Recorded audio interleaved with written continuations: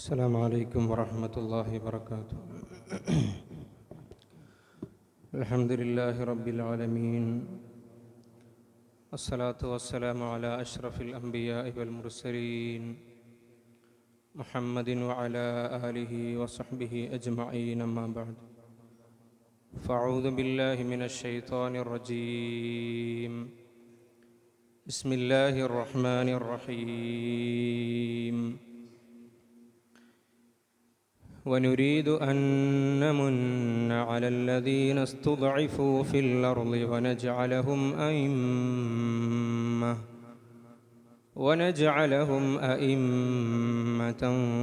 ونجعلهم الوارثين. صدق الله العظيم. رب اشرح لي صدري ويسر لي أمري واحلل عقدة من لساني يفقهوا قولي. اللهم ألهمني رشدي وأعذني من شر نفسي ومن سيئات أعمالي. ഈ സ്ഥാപനത്തിൻ്റെ കാർമ്മികത്വം വഹിക്കുന്ന ഈ സ്ഥാപനത്തിൻ്റെ നെടുന്തൂണുകളായ ബഹുവന്യരായ ഉസ്താദുമാരെ,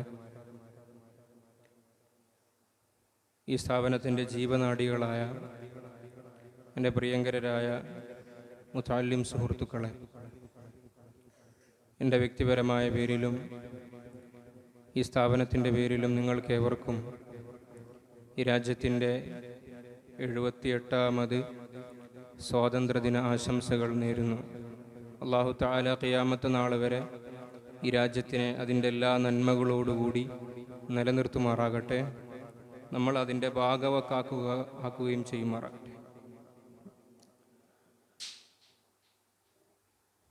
സന്തോഷത്തിൻ്റെയും ആനന്ദത്തിൻ്റെയും മുഹൂർത്തത്തിലാണ് നമ്മളൊക്കെ ഒരുമിച്ച് കൂടിയിരിക്കുന്നത്. നമ്മളിന്ന് അനുഭവിക്കുന്ന സ്വാതന്ത്ര്യം ഇതെങ്ങനെ നമ്മുടെ കൈകളിലേക്ക് വന്നു?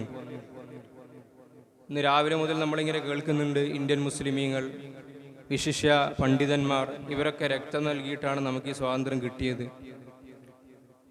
അതിൻ്റെ യാഥാർത്ഥ്യം എന്തൊക്കെയാണ് എന്നൊക്കെ ഒരു തിരനോട്ടം നടത്തൽ എല്ലാ മുസ്ലിമിനെ സംബന്ധിച്ചിടത്തോളം അനിവാര്യമാണ്. കവി പറഞ്ഞതുപോലെ, ഇഖ്റഉ താരീഖ ഇദ് ഫീഹി ഇബർ വളല്ല ഖൗമുൻ ലൈസ യദറൂനൽ ഖബർ. തീർച്ചയായും നിങ്ങൾ ചരിത്രം വായിക്കണം. ചരിത്രത്തിൽ നിങ്ങൾക്ക് ഗുണപാഠമുണ്ട്. വളല്ല ഖൗമുൻ, ഒരുപാട് സമൂഹങ്ങൾ വഴിതെറ്റിപ്പോയിട്ടുണ്ട്. ലൈസ യദറൂനൽ ഖബർ, നമ്മൾ ഈ നിലകൊള്ളുന്ന വർത്തമാനകാലത്തിലേക്ക് നമ്മൾ എത്തിപ്പെട്ട ഭൂതകാലം, ആ ഭൂതകാലത്തിൽ നിന്നുകൊണ്ട് വർത്തമാനകാലത്തെ കൃത്യമായി പഠിച്ചാൽ മാത്രമേ നമുക്ക് ഭാവിയിലേക്ക് നമ്മൾ എന്തിന്, നമ്മൾ എങ്ങനെ എന്ന കൃത്യമായ ചോദ്യങ്ങൾക്ക് നമുക്ക് ഉത്തരം കണ്ടെത്താൻ വേണ്ടി പറ്റും. ഞാൻ ആമുഖം നീട്ടിവലിക്കുന്നില്ല, നമുക്ക് ഒരുപാട് വിഷയങ്ങൾ പറഞ്ഞു തീർക്കേണ്ടതുണ്ട്. ഏതായാലും ഒരു സാധാരണ ഒരു മൗദൂഅ് പറയും പോലെ പറഞ്ഞു തീർക്കാൻ പറ്റുന്നതല്ല ചരിത്രം. അതിൻ്റെതായ ചില പരിമിതികളുണ്ട്. മറ്റ് വിഷയങ്ങളാകുമ്പോൾ നമുക്ക് ആവേശപ്രസംഗമാകാം. പക്ഷെ ചരിത്രത്തിന് അതിൻ്റെ ചില നിർവികാരതകളും അതുപോലെ തന്നെ അതിൻ്റെ പ്രശ്നങ്ങളൊക്കെ ഉണ്ട്. ഏതായാലും നമുക്ക് കാര്യങ്ങൾ മനസ്സിലാക്കി തരുമാറാകട്ടെ. ഇന്ത്യൻ സ്വാതന്ത്ര്യം പറയുമ്പോൾ ഒരൊറ്റ മാർജിൻ, ഒരു ലീനിയറായിട്ട് നമുക്ക് പറയാൻ സാധിക്കൂല. അതിന് മുമ്പ് കുറച്ച് കാര്യങ്ങൾ പറയേണ്ടതുണ്ട്. എന്നാൽ മാത്രമേ എന്തുകൊണ്ട് ഇന്ത്യൻ മുസ്ലിമീങ്ങൾ, എന്തുകൊണ്ട് ബ്രിട്ടീഷുകാർക്കെതിരെ എന്നൊക്കെയുള്ള ചോദ്യത്തിലേക്ക് നമുക്ക് കൃത്യമായ ഉത്തരം ലഭിക്കുകയുള്ളൂ. ആദരവായ റസൂലുള്ളാഹി സ്വല്ലല്ലാഹു അലൈഹി വസല്ലം തങ്ങളുടെ കാലഘട്ടത്തിന് ശേഷം ഖിലാഫത്തുർ റാഷിദ, അതിനുശേഷം അമവി ഭരണകൂടം, അതിനുശേഷം അബ്ബാസി ഭരണകൂടം, അതിനുശേഷം ലോകം കണ്ട വലിയ ഭരണകൂടമായിരുന്നു ഖിലാഫത്തായിരുന്നു അൽ ഖിലാഫത്തുൽ ഉസ്മാനിയ, ദി ഓട്ടോമൻ എംപയർ എന്ന് പറയുന്നത്. AD 1299 മുതൽ 1924 വരെ നീണ്ട 625 വർഷക്കാലം ലോകത്തിനെ ഒരു മുസ്ലിം ഭരണാധികാരിയുടെ നേതൃത്വത്തിൽ, ഏതുപോലെ നമ്മൾ അമീറുൽ മുഅ്മിനീൻ എന്ന് ഉമർ ഇബ്നുൽ ഖത്താബ് റളിയല്ലാഹു അൻഹു വിശേഷിപ്പിക്കുന്നുണ്ടോ, അതുപോലെ മറ്റാരെല്ലാം നമ്മൾ വിശേഷിപ്പിക്കുന്നുണ്ടോ, അന്ന് നമുക്ക് മുസ്ലിം ലോകത്തിന് ഒരു ആത്മീയമായ അവലംബമായി നിലകൊണ്ടിരുന്നത് അത് ഖിലാഫത്തായിരുന്നു. ആ ഖിലാഫത്ത് പിന്നെ ഖിലാഫത്തുർ റാഷിദിന്റെ കീഴിൽ പെടുത്തണോ, അതല്ല അതൊരു അക്രമപരമായ ഖിലാഫത്താണോ, അതൊക്കെ നമുക്ക് മറ്റു ചർച്ച ചെയ്യാം. പേരിനെങ്കിലും ഒരു ഖിലാഫത്ത് എന്ന് നമുക്ക് പറയാൻ പറ്റുന്നത്, അവസാനത്തെ കണ്ണി എന്ന് പറയുന്നത് അത് ഖിലാഫത്തുൽ ഉസ്മാനിയയാണ്. 1924 അത് അസ്തമിക്കുന്നു. അതെന്തിനാണ് പറയുന്നത് വെച്ചാൽ, കൃത്യമായി അതിന് സ്വാതന്ത്ര്യ സമരവുമായി വിശിഷ്യ മുസ്ലിമീങ്ങളുമായി അതിന് ബന്ധമുണ്ട്. 625 വർഷം വിവിധ കോണ്ടിനെന്റുകളിലായി 37 രാജ്യങ്ങളായിരുന്നു അന്ന് ഉസ്മാനി ഖിലാഫത്തിന്റെ കീഴിലുണ്ടായിരുന്നത്. മക്കയും മദീനയും ഉൾപ്പെടെ ബൾഗേറിയ, സെർബിയ, ഗ്രീസ്, റൊമാനിയന്റെ ഭാഗങ്ങൾ, ഹംഗേറിയ, ഇതൊക്കെ അന്ന് ഉസ്മാനി ഖിലാഫത്തിന്റെ കീഴിലായിരുന്നു ഉണ്ടായിരുന്നത്. നമ്മളൊക്കെ മനസ്സിലാക്കിയതുപോലെ AD 1600കളിൽ British East India company India മഹാരാജ്യത്തേക്ക്, അന്ന് കാണുന്ന വിശാലമായ രൂപത്തിലുള്ള ഇന്ത്യ മഹാരാജ്യം, പാകിസ്ഥാനൊക്കെ ഉൾപ്പെടുന്ന ആ രാജ്യം ഇന്ത്യയിലേക്ക് കടന്നു വരുന്നു. അന്ന് മുഗൾ ചക്രവർത്തിയായ അക്ബറിന്റെ മകനായ ജഹാംഗീർ അദ്ദേഹത്തിന്റെ അനുവാദത്തോടുകൂടി 1613 ഗുജറാത്തിലെ സൂറത്തിലാണ് ആദ്യത്തെ കമ്പനി അവർ രൂപാന്തരപ്പെടുത്തുന്നത്. 1640 ആകുമ്പോഴത്തേക്കും അത് ചെന്നൈയിലേക്കും മുംബൈയിലേക്കും കൊൽക്കത്തയിലേക്കുമൊക്കെ അത് വ്യാപിക്കുകയുണ്ടായി. എന്തിനാണ് ഇന്ത്യയിലേക്ക് വരാനുള്ള കാരണം? അത് ഇൻഷാ അല്ലാഹ് നമുക്ക് അടുത്തതിൽ പറയണം. അല്ലാഹു തൗഫീഖ് നൽകട്ടെ. 1756 ആകുമ്പോഴത്തേക്ക് ബംഗാളിലെ സിറാജുദ്ദീൻ ദൗള എന്ന് പറയുന്ന ആ രാജ്യത്തിന്റെ, ആ നാടിന്റെ അധിപനെ കീഴടക്കിക്കൊണ്ട് ബ്രിട്ടീഷുകാർ അവരുടെ കൃത്യമായ ലക്ഷ്യം പുറത്തു കാണിക്കാൻ വേണ്ടി തുടങ്ങി. ഇന്ത്യ മഹാരാജ്യത്ത് ഒരുപാട് അധിനിവേശം നടന്നിട്ടുണ്ട്. കച്ചവടത്തിന്റെ പേരിലാണ് മിക്കവാറും എല്ലാം വന്നിട്ടുള്ളത്. പക്ഷേ ബ്രിട്ടീഷുകാരെ പോലെ ഒരു പ്രീ പ്ലാൻഡ് ആയിട്ട് ഇന്ത്യ മഹാരാജ്യത്തിന് മുച്ചൂടും മുടിക്കാൻ വന്ന മറ്റൊരു അധിനിവേശ ശക്തികളുണ്ടോ എന്ന് ചോദിച്ചാൽ ഇല്ല എന്ന് വേണം നമുക്ക് ചരിത്രത്തിനോട് പറയാൻ. എന്തൊക്കെയാണ് ഇന്ത്യയെ സെലക്ട് ചെയ്യാനുള്ള കാരണം? നമ്മൾ ഈ ആ വിശാലമായ മാപ്പ് നോക്കുമ്പോൾ ഇന്ത്യക്ക് ഒരു കൊച്ചു ഏരിയയാണ്, ചെറിയൊരു ഭാഗം മാത്രമാണ്. ബ്രിട്ടൻ എന്ന് പറയുന്നത്, UK എന്ന് പറയുന്നത് നമ്മുടെ ഇന്നത്തെ ആ ഭാഗം മെഡിറ്ററേനിയൻ സീയിൽ കൂടി കടന്നു വന്നിട്ട് ഇന്ത്യ മഹാരാജ്യത്തിലെ ഗുജറാത്തിലെ ആ സ്ഥലത്ത്, ആ കടൽ പ്രദേശത്ത് അവർ വന്നിട്ട് നങ്കൂരമിടണമെങ്കിൽ അവരുടെ കയ്യിൽ കൃത്യമായ പ്ലാനിങ്ങുകൾ ഉണ്ട്. നമ്മൾ പറയാറില്ല സൂര്യൻ അസ്തമിക്കാത്ത ബ്രിട്ടീഷ് സാമ്രാജ്യം എന്ന്, അത് കൃത്യമായി പുലരുന്നുണ്ട്. ഒന്നാമത്തെ വിഷയം, ഇന്ത്യ മഹാരാജ്യത്തിന് അവർക്ക് കീഴ്പ്പെടുത്താൻ വേണ്ടി സാധിച്ചാൽ കൃത്യമായി south east Asia, China, middle east രാജ്യങ്ങളിലേക്ക് കൃത്യമായി ബ്രിട്ടീഷിന്റെ അധികാരം ചെലുത്താൻ വേണ്ടി സാധിക്കും. കാരണം ഇന്ത്യന്റെ ജോഗ്രഫിക്കൽ പൊസിഷൻ എന്ന് പറയുന്നത് അത്തരണത്തിലുള്ള ഒരു കാര്യമാണ്. 2, ഇന്ത്യയുടെ സാമ്പത്തിക സ്ഥിതി. ഇന്ത്യ എന്ന് പറയുന്നത് നമ്മുടെ പല കൃഷികളുടെയും, കുരുമുളക്, സുഗന്ധവ്യഞ്ജനങ്ങൾ, പട്ട്, നീലം, തേയില, ഓപ്പിയം, ഇതിൻ്റെ ഒക്കെ വളരെ പ്രഭവമായ കേന്ദ്രമായിരുന്നു ഇന്ത്യ.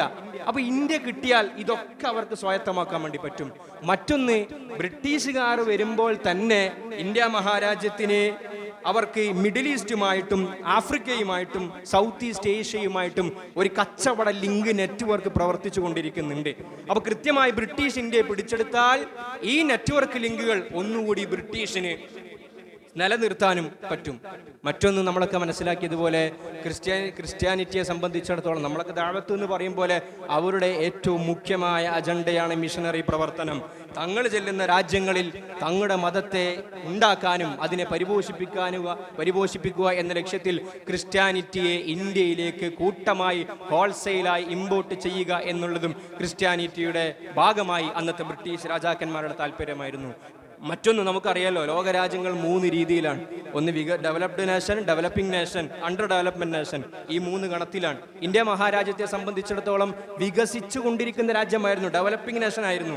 മാത്രമല്ല ഇന്ത്യയാണ് പോപ്പുലേഷനിൽ എന്നും ഒന്നാമത്. ഇന്നും ഇന്ത്യ തന്നെയാണ് പോപ്പുലേഷനിൽ ഒന്നാമത്. അള്ളാഹു ഖൈർ പ്രദാനം ചെയ്യുമാറാകട്ടെ. നമ്മളതിൽ അഭിമാനിക്കുകയും ചെയ്യുന്നു. ഏതായാലും ഇന്ത്യ പോപ്പുലേഷനിൽ 1ാം സ്ഥാനത്തായതുകൊണ്ട് തന്നെ, ഇന്ത്യ ഡെവലപ്പിംഗ് നേഷൻ ആയതുകൊണ്ട് തന്നെ ഇവിടെ ജോലികൾക്ക് വേണ്ടി, ലേബർ വർക്കിന് വേണ്ടി ഇഷ്ടം പോലെ ആളെ കിട്ടും. ഒരു ഡെവലപ്ഡ് നേഷനിൽ പോയിട്ട് ആൾക്കാരെ പണിക്ക് വിളിച്ചാൽ നമ്മൾ ഇന്ന് 800 രൂപക്ക് കൂലിപ്പണിക്ക് വരുമ്പോഴൊന്നും അവർ വരൂല. അവർ 1000ങ്ങളും 2000ങ്ങളൊക്കെയാണ് അവർ ആവശ്യപ്പെടുക, നമ്മുടെ ഭാഷയിൽ പറഞ്ഞാൽ. പക്ഷേ ഇന്ത്യ പോലെയുള്ള രാജ്യം അത് ഡെവലപ്പിംഗ് നേഷനാണ്. ഒരുപാട് ആളുകളുണ്ട്, തൊഴിലില്ല. അപ്പോൾ ബ്രിട്ടീഷുകാർ ഒരു പോളിസി കൊണ്ടുവന്നാൽ കൃത്യമായി തുച്ഛമായ വേതനക്ക് അവർ തങ്ങളുടെ തൊഴിലുകളെ സമർപ്പിക്കാനും സാധിക്കും. ഇതാവണം ബ്രിട്ടീഷുകാർ ഒരുപക്ഷെ ഇന്ത്യയെ വേട്ടയാടാനുള്ള കാരണം. അല്ലെങ്കിൽ പറഞ്ഞാൽ അള്ളാഹുവിൻ്റെ അസലിയായ തഖ്ദീറാണ്. നമ്മളെ കൊണ്ട് സ്വാതന്ത്ര്യത്തെ കുറിച്ച് പറയിപ്പിക്കുവാനും ഈ രാജ്യത്ത് സ്വാതന്ത്ര്യം എന്താണെന്നുള്ള ബോധം നമുക്ക് ഉണ്ടാക്കി തീർക്കുവാൻ വേണ്ടി അള്ളാഹുവിൻ്റെ അസലിയായ തർത്തീവാണ്. ഞാൻ സൂചിപ്പിച്ച് വെച്ചല്ലോ, ഇന്ത്യയും ഉസ്മാനി ഖിലാഫത്തും. നിങ്ങളൊക്കെ ആലോചിക്കുന്നുണ്ട് എന്താ ഉസ്മാനി ഖിലാഫത്തും ഇന്ത്യൻ സ്വാതന്ത്ര്യ സമരവും തമ്മിൽ ബന്ധം? ഇന്ത്യ മഹാരാജ്യത്തിന് കൃത്യമായി ഉസ്മാനി ഖിലാഫത്തുമായി നല്ല ബന്ധമുണ്ടായിരുന്നു. ഒന്ന്, മുസ്ലിമീങ്ങൾ തമ്മിലുള്ള ആത്മീയമായ ബന്ധം. പല പണ്ഡിതന്മാരും ഉസ്മാനി ഖിലാഫത്തിന്റെ രാജ്യങ്ങളിലേക്ക് പോവുകയും അവിടെ നിന്ന് ഇൽമ് സമ്പാദിക്കുകയും. നമ്മുടെ ഉസ്മാനി ഖിലാഫത്ത് പറയുമ്പോൾ കേരളക്കാർക്ക് അഭിമാനിക്കാൻ പറ്റുന്ന എന്നല്ല, ഷാഫി മദ്ഹബിന് തന്നെ അഭിമാനകരമായ ഒരു പണ്ഡിതനുണ്ട്. ആരാണെന്നറിയോ? ബഹുമാനപ്പെട്ട ഖാത്തിമത്തുൽ മുഹഖ്ഖീൻ ഇബ്നു ഹജർ അൽ ഹൈതമി റഹിമഹുല്ലാഹ്. അള്ളാഹു അവരെ നമ്മളൊക്കെ സ്വർഗത്തിൽ ഒരുമിച്ച് കൂട്ടുമാറാകട്ടെ. അദ്ദേഹം ഈ കാലഘട്ടക്കാരനായിരുന്നു. അപ്പോൾ ഇങ്ങനെ ആത്മീയമായ പഠനങ്ങൾക്ക് വേണ്ടിയും തസവൂഫിന്റെ വലിയൊരു കൈമാറ്റം നടന്നിരുന്നത് ഈ ഉസ്മാനി കാലഘട്ടത്തിലായിരുന്നു. അതിൽ കൂടിയിട്ടാണ് ഇന്ത്യക്ക് ആ ആത്മീയമായ ഒരു പരിവേഷം കിട്ടുന്നത്. നമ്മളൊക്കെ ഇന്ന് പള്ളികളിൽ കാണുന്ന മിനാരങ്ങൾ മാത്രമല്ല, നമ്മളൊക്കെ താജ്മഹൽ കണ്ടിട്ടുണ്ടാകും. മറ്റ് പൗരാണിക ബിൽഡിങ്ങുകളിൽ നിന്ന് അപേക്ഷിച്ചിട്ട് ഡൽഹിയിലേക്ക് പോയാൽ അവിടുത്തെ ആർക്കിടെക്ചറുകൾക്കും ബിൽഡിങ്ങുകൾക്കെല്ലാം ഒരു പ്രത്യേക സ്വഭാവമുണ്ട്. താജ്മഹലൊക്കെ കണ്ട ആളുകൾക്കറിയാം ഇത് എവിടെ നിന്നും വന്നു. ഇത് തുർക്കിയുടെ ഡിസൈനാണ്. തുർക്കിയുമായി അത്ര ബന്ധമുണ്ടായിരുന്നു. ഷാജഹാൻ താജ്മഹൽ പണിയുമ്പോൾ അതിനുവേണ്ടി ആ ഡിസൈനിങ്ങിന് വേണ്ടി ഉപയോഗിച്ചത് കൃത്യമായി തുർക്കി എംബറസിനെ തന്നെയായിരുന്നു. ബാബറും ഹുമയൂണും ഷാജഹാനും ടിപ്പു സുൽത്താനും ഒക്കെ ഇവരുടെ നല്ല ബന്ധം സ്ഥാപിച്ചിരുന്നു എന്നതുകൊണ്ട് തന്നെ ഉസ്മാനി ഖിലാഫത്തും ഇന്ത്യക്കാരും തമ്മിൽ നല്ലൊരു ബന്ധമുണ്ട്. അതടക്കം ഞാൻ പറഞ്ഞു വെക്കുകയാണ്. ഇൻഷാ അല്ലാഹ് ഇനിയും വർഷങ്ങൾ കഴിയുമ്പോൾ അങ്ങോട്ട് കണക്ട് ചെയ്യേണ്ടി വരും. അപ്പോൾ നിങ്ങളത് ഓർത്തു വെക്കണം. ഏതായാലും ബ്രിട്ടീഷുകാർ വന്നിട്ട് അവരുടെ തനി സ്വരൂപം പുറത്തേക്ക് കൊണ്ടുവരുമ്പോൾ ഒരു പക്ഷേ ചരിത്രത്തിന്റെ ലിപികളിൽ നമുക്ക് ആദ്യം പറയേണ്ടുന്ന പേര് ബഹുമാനപ്പെട്ട ഷഹീദ് ടിപ്പു സുൽത്താൻ റഹ്മത്തുള്ളാഹി അലൈഹി അവർകളാണ്. അള്ളാഹു നമ്മളെയും അവരെയും സ്വർഗത്തിൽ ഒരുമിച്ച് കൂട്ടുമാറാകട്ടെ. ടൈഗർ ഓഫ് മൈസൂർ എന്ന പേരിൽ അറിയപ്പെടുന്ന ടിപ്പു സുൽത്താൻ, ഞാൻ ചരിത്രം ഇങ്ങനെ വായിക്കുമ്പോൾ 32ാമത്തെ വയസ്സിലാണ് അദ്ദേഹം മൈസൂരിന്റെ അധിപനാകുന്ന. ഞാൻ ആലോചിച്ച് നോക്കി, നമ്മളെ ഇപ്പോഴത്തെ നാട്ടിൽ 32 വയസ്സുള്ള അവസ്ഥ, കെട്ടാൻ പെണ്ണില്ല, ചെയ്യാൻ ജോലിയില്ല, അല്ലേ, നട്ടിലൂടെ നിവർന്ന് നിൽക്കാൻ എന്ന് പറയാൻ എന്താ ഉള്ളത്? ആ 18ാമത്തെ വയസ്സിലാണ് വാപ്പ ഹൈദറിന്റെ പട്ടാളത്തിൽ ടിപ്പു സുൽത്താൻ ചേരുന്നത്. എത്ര വർഷം കൊണ്ടാണ്? നമ്മുടെ നാട്ടിൽ 18 വയസ്സെന്ന് പറഞ്ഞാൽ ഗ്രാജുവേഷൻ പോലും പൂർത്തിയായിട്ടുണ്ടാവില്ല. ഇപ്പോഴിങ്ങനെ പഠിച്ചുകൊണ്ടിരിക്കുകയാണ്. പഠിക്കണം, വീണ്ടും പഠിക്കണം.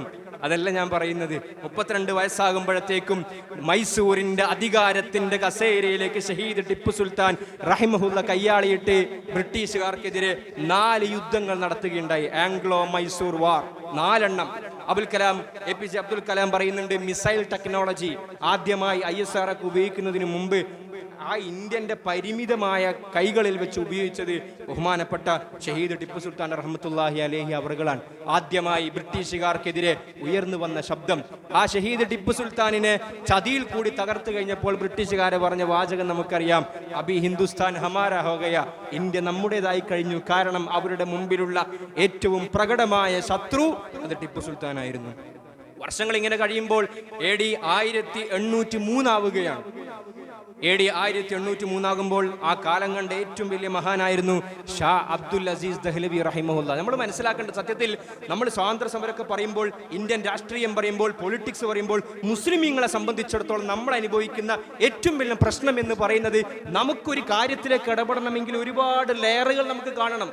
നമുക്കൊരു വിഷയം വരുമ്പോൾ എടുത്തോ 12 എന്ന് പറഞ്ഞാൽ നമുക്ക് പുറത്തേക്ക് ഇറങ്ങാൻ കഴിയില്ല. നമുക്ക് ഫിഖ് നോക്കണം, അഹ്കാമുകൾ നോക്കണം, മദാഹിബ് നോക്കണം, ആയത്തുകൾ നോക്കണം, ഹദീസ് നോക്കണം. അത് നമുക്ക് ശരിക്കും ചങ്ങലകളല്ല, അത് ഒരു മനുഷ്യനെ സംബന്ധിച്ചിടത്തോളം അത്യാവശ്യമാണ്.